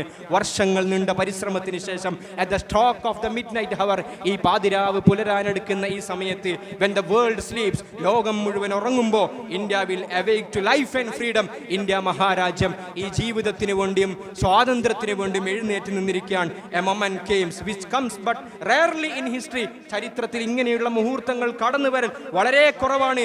when we step out from the old to new, നമ്മുടെ പഴയ അടിച്ചമർത്തപ്പെട്ട പീഡിപ്പിക്കപ്പെട്ട ഇന്ത്യയില്ല, ഇനി നമുക്ക് നട്ടലോടുകൂടി മൗലാന മുഹമ്മദ് അലി ജൗഹർ പറഞ്ഞതുപോലെ ഫസ്റ്റ്ലി സെക്കൻഡ്ലി ഫൈനലി ഞാൻ ഇന്ത്യക്കാരനാണ് എന്ന് പറയാൻ പറ്റുന്ന വാക്ക് എന്ന് അദ്ദേഹം പറഞ്ഞു വെക്കുകയാണ്. എന്നിട്ട് അദ്ദേഹത്തിന്റെ ആ പ്രസംഗത്തിന്റെ പ്രസക്ത ഭാഗത്ത് നമുക്ക് കാണാം, the ambition of the greatest man of our generation. നമ്മുടെ കാലഘട്ടത്തിൽ ഈ രാജ്യത്തിന്റെ സ്വാതന്ത്ര്യ സമരത്തിനു വേണ്ടി പോരാടിയ ഏറ്റവും വലിയ വ്യക്തിയായ മോഹൻദാസ് കരംചന്ദ് ഗാന്ധി എന്ന് പറയുന്ന മനുഷ്യന്റെ ലക്ഷ്യം അതാണ്. നമ്മുടെ ഫ്രീഡത്തിന്റെ, എന്താണ് ഫ്രീഡം കൊണ്ട് നമ്മൾ ആഗ്രഹിച്ചത്? ഹിന്ദു മുസ്ലിം ഡിസ്പ്യൂട്ടാണോ? ഇന്ത്യക്കാർ വേറെ മുസ്ലിമീങ്ങൾ വേറെ, അതിനായിരുന്നു നമ്മൾ ഫ്രീഡം ആഗ്രഹിച്ചത്. അങ്ങനെയാണെങ്കിൽ ബ്രിട്ടീഷുകാർ ധാരാളമായിരുന്നല്ലോ. ആ മനുഷ്യന്റെ ambition to wipe every tear from every eye, എല്ലാ കണ്ണുകളിൽ നിന്നും കണ്ണുനീരൊപ്പുക എന്നുള്ളതാണ് മോഹൻദാസ് കരംചന്ദ് ഗാന്ധി എന്ന് പറയുന്ന ഇന്ത്യയുടെ രാഷ്ട്രപിതാവിന്റെ സ്വപ്നം. This may be beyond us, ഇതൊരു പക്ഷേ നമ്മുടെ കഴിവിന്റെ അപ്പുറത്തുള്ള കാര്യമായിരിക്കാം. പക്ഷെ ജവഹർലാൽ നെഹ്റു കൂട്ടിച്ചേർക്കുന്നു, ഇത് പൂർത്തീകരിക്കാത്തിടത്തോളം കാലം ഇന്ത്യ മഹാരാജ്യത്തിന്റെ സ്വാതന്ത്ര്യം എന്ന സ്വപ്നം നമുക്ക് പൂർത്തീകരിക്കാൻ സാധിക്കുകയില്ല. So we have to labour and to work, നമുക്ക് കഠിനാധ്വാനം ചെയ്യണം. And work hard to give reality to our dreams, those dreams are for India. ഈ സ്വപ്നങ്ങൾ എന്ന് പറയുന്നത് ഇന്ത്യ മഹാരാജ്യത്തിന് വേണ്ടിയാണ്. എല്ലാം they are also for the world, ഇത് ലോകത്തിനും കൂടിയാണ് എന്ന് പറഞ്ഞിട്ട് ജവഹർലാൽ നെഹ്റു പറഞ്ഞു വെക്കുമ്പോൾ നമ്മൾ നിലവിൽ നിലകൊണ്ടുകൊണ്ടിരിക്കുന്ന ഇന്ത്യ എവിടെ എത്തി നിൽക്കുന്നു എന്ന വർത്തമാനം കൂടി നമ്മൾ മനസ്സിലാക്കേണ്ടിയിരിക്കേണ്ടതുണ്ട്. നേരത്തെ പറഞ്ഞതുപോലെ വർഗീയതയുടെ പേരിൽ, മുസ്ലിമീങ്ങളുടെ ഉന്മൂലനത്തിന്റെ പേരിൽ ബഹുമാനികൾ നമ്മൾ ആലോചിക്കേണ്ട ഒരു കാര്യമുണ്ട്. ചരിത്രത്തിൽ വർഗീയതയും ഉന്മൂലനവും വംശീയവുമായി ആരൊക്കെ കടന്നു വന്നിട്ടുണ്ടോ ചരിത്രവും കാലവും അവർ ഇരുത്തിയിട്ടുണ്ട്. അതിൽ ഏറ്റവും പ്രധാനപ്പെട്ട വ്യക്തിത്വമാണ് നമ്മളൊക്കെ പറയാറുള്ളത് അഡോൾഫ് ഹിറ്റ്ലർ എന്ന് പറയുന്ന വ്യക്തി. എന്താ ഹിറ്റ്ലറുടെ വാദം? ആര്യന്മാർ മാത്രമാണ് ലോകത്ത് ജീവിക്കാൻ അവകാശപ്പെട്ടവർ, ബാക്കി അവർക്ക് അത് അവകാശമില്ല. ജൂതന്മാർ അവകാശികളല്ല, ക്രിസ്ത്യൻസ് അവകാശികളല്ല. ഹോളോകോസ്റ്റ് എന്ന് പറയുന്ന മില്യൺ കണക്കിന് വരുന്ന ആളുകളെ കൊന്നൊടുക്കിയ കൂട്ടക്കശാപ്പ് നടത്തിയ ചരിത്രത്തിലെ ഒരുപക്ഷെ ഫിർഔനൊക്കെ ബേക്കിൽ നിൽക്കേണ്ടി വരും. ഫിർഔൻ ബേക്കിൽ നിൽക്കേണ്ടി വരും. കാരണം ഫിർഔനിന്റെ മുമ്പിൽ മൂസാ നബി എന്ന് പറയുന്ന പുഞ്ചിരിക്കുന്ന കുഞ്ഞിനെ കണ്ടപ്പോ, മൂസാ നബി അലൈഹി സ്വലാത്തു വസ്സലാമിന്റെ പുഞ്ചിരിക്കുന്ന വദനം കണ്ടപ്പോ, ഫിർഔനിന്റെ പത്നി ആസിയ പറഞ്ഞപ്പോ, ലാ തഖ്തുലു എന്ന് പറഞ്ഞപ്പോൾ ഫറോവയുടെ മനസ്സലിഞ്ഞിട്ടുണ്ടെങ്കിൽ അഡോൾഫ് ഹിറ്റ്ലറുടെ ആ പുക ശ്വസിച്ച ആ കുടിലമായ ആ റിജിഡായ മനസ്സിന് ഒരിക്കലും സഹതാപം തോന്നിയിട്ടില്ല. ഹോളോകോസ്റ്റിന്റെ ആ ചരിത്രങ്ങളൊക്കെ നമ്മൾ വായിക്കുമ്പോൾ നമ്മൾ എപ്പോഴും ഓർക്കേണ്ട ഒരു പേരുണ്ട്. നമ്മളൊക്കെ സാധാരണ മലക്കുൽ മൗത്ത് എന്ന് പറയാറുണ്ട് അല്ലേ? മലക്കുൽ മൗത്ത്. ആരാ മലക്കുൽ മൗത്ത്? പേര് പറയാൻ പാടില്ല എന്നാ ചില സംഘടനകൾ പറയുന്നത്. മലക്കുൽ മൗത്ത് എന്നേ പറയാൻ പറ്റുന്ന. എന്നാലും നമ്മൾ പഠിച്ചൊരു പേരുണ്ടല്ലോ, ആരാ മലക്കുൽ മൗത്ത്? അള്ളാഹ് നമ്മളൊക്കെ മരണം നന്നാക്കി തെരുമാറാണ്. ഇതിൻ്റെ ഇടയിൽ അവൻ മറന്നു പോകാൻ പാടില്ല, മരിക്കേണ്ടവർ നമ്മളൊക്കെ. അസ്രായേൽ അലൈഹി സ്വലാത്തു വസ്സലാം. എന്നാൽ ചരിത്രത്തിൽ മരണത്തിന്റെ മാലാഖ എന്ന് പേരുള്ള ഒരു വ്യക്തിയും കൂടിയുണ്ട്. അസ്രായേൽ മലക്കാണെങ്കിൽ ഇയാൾ മനുഷ്യനാ അല്ല, മനുഷ്യരൂപം കൊണ്ട് പിശാചാണ്. ദ ഡെവിൾ മാൻ. ആരാ? ഡോക്ടർ ജോസഫ് മെങ്കലെ എന്ന് പറയുന്ന ഒരിക്കലും ഹോളോകോസ്റ്റിൽ തഴയപ്പെടാൻ പറ്റാത്തൊരു പേരാണ് ഡോക്ടർ ജോസഫ് മെങ്കലെ. അയാളെ പരിപാടി എന്തായിരുന്നു അറിയോ? ഹോളോകോസ്റ്റിൽ പിടിക്കപ്പെടുന്ന കുറെ ആളുകൾ ഉണ്ടാവും. അപ്പൊ അന്ന് സയൻസിൽ ഒരു തിയറി, ഹൈപ്പോത്തസിസ് ഇങ്ങനെ ചർച്ച നടക്കുന്നുണ്ടായിരുന്നു. ഹൈപ്പോത്തസിസ് എന്ന് പറഞ്ഞാൽ ഒരു പരീക്ഷണത്തിന് വേണ്ടി നമ്മൾ എടുക്കുന്ന ഒരു തിയറി, ഒരു മൗദു, ഒരു മുഖദ്ദിമ എന്ന് പറയും നമ്മുടെ ഭാഷയിൽ പറഞ്ഞ മുഖദ്ദിമ. ആ മുഖദ്ദിമ ശരിയാകാം തെറ്റാകാം. അന്നത്തെ മുഖദ്ദിമ എന്തായിരുന്നു? ഐഡന്റിക്കൽ ട്വിൻസ്, സമാനമായ ഇരട്ടകൾ. ആ ഇരട്ടകളിൽ ഒരാൾക്ക് രോഗം വന്നാൽ മറ്റേ ആൾക്ക് രോഗം വരും എന്നൊരു ചർച്ച ഉണ്ടായിരുന്നു. ഒരാൾ അപകടം വന്ന് പറ്റിയാൽ മറ്റേ അപകടം വന്ന് പെട്ടെന്ന് മരിക്കും. ഒരാൾ ഹാർട്ട് പേഷ്യൻ്റ് ആയാൽ മറ്റേ ഹാർട്ട് പേഷ്യൻ്റ് ആയി മരിക്കും. അപ്പൊ ഇതെങ്ങനെ റിസർച്ച് ചെയ്ത് കണ്ടുപിടിക്കാം? ഒരാളെ രോഗം വന്ന് കൊല്ലാൻ കഴിയും. ഇപ്പം നമുക്ക് അത് ഓട്ടോമാറ്റിക്കായി ഉണ്ടാകേണ്ട റിസർച്ചാണ്. അപ്പൊ അതിന് റിസർച്ച് പ്രൂഫ് അന്ന് ഉണ്ടായിരുന്നില്ല. പക്ഷേ ഹോളോകോസ്റ്റ് എന്ന് പറയുന്ന ഈ ഹിറ്റ്ലറുടെ നാസി ക്യാമ്പ് കൃത്യമായി ഉപയോഗിച്ചു ഡോക്ടർ ജോസഫ് മെങ്കലെ. അയാൾ എടുത്ത പണി ആ ക്യാമ്പിലുള്ള എല്ലാ ഐഡന്റിക്കൽ ട്വിൻസിനെയും അയാൾ ഒരുമിച്ച് കൂട്ടി.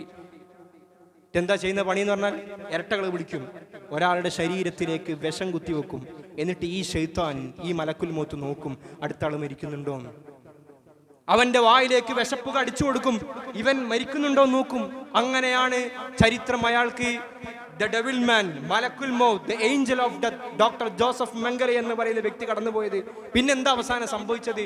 ആ ഹിറ്റ്ലർ താൻ മറ്റുള്ളവർക്ക് പകർന്നു നൽകിയ മരണം, ആ മരണത്തിനെ സ്വയം വിഷത്തിൽ കൂടി കുടിച്ചിട്ട് ലോകത്തിന്റെ മുമ്പിൽ ഒന്നുമല്ലാതെയായി. ഒരാളും ഹിറ്റ്ലർക്ക് ശേഷം നിങ്ങൾ പറഞ്ഞ പോലെ ഇതാ മാത്ത കിസ്റ ഫലാ കിസ്റ ബാദഹു. ചരിത്രത്തിൽ ചില പേരുകൾ ആവർത്തിക്കൂല.